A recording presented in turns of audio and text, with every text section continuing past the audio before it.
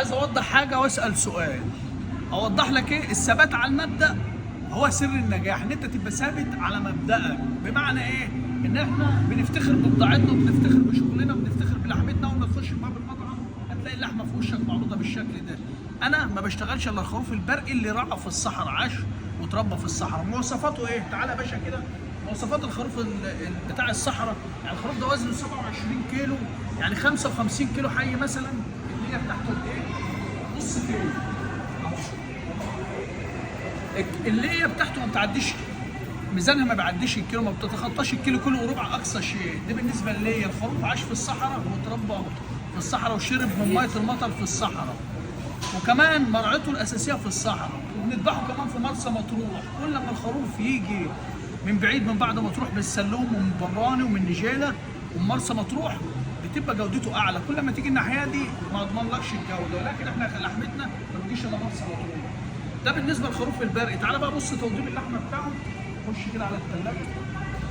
ده الخروف بعد ما بيتوضب بتلاقي شكل لحمته كده. ده منظر الريش. يعني مثلا عشان هو وزنه تقيل هتقول لي لا، ده لما وزنه بيزيد لحمته بتبقى سمينه. بالعكس، زي ما هو شاف الريشه قد ايه ما شاء الله، واللحم احمر. وتوضيبه ديت الشكل الداخلي للحمه. دي بالنسبه لتوضيب اللحمه.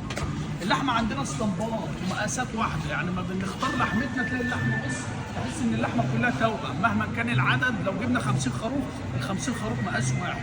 تعالى دولي، عايزك بقى توريهم تفاصيل اللحمه بتاعتنا وتوريهم التوضيب بتاع اللحمه عامل ازاي. قبل ما توريهم توضيب اللحمه، اسال بس سؤال واحد.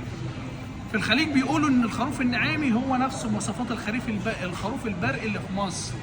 يعني بيقولوا ان هو بيرعى في الصحراء وبيكون ليته صغيره. بعض الناس قالوا ان الخروف النعامي اللي في الخليج بيبقى ليته كبيره. فده سؤال برضه حابب اطرحه على اخواتنا اللي في الخليج واللي في الشام.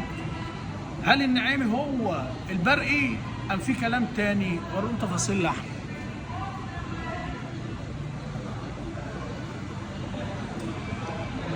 الصلاة على النبي.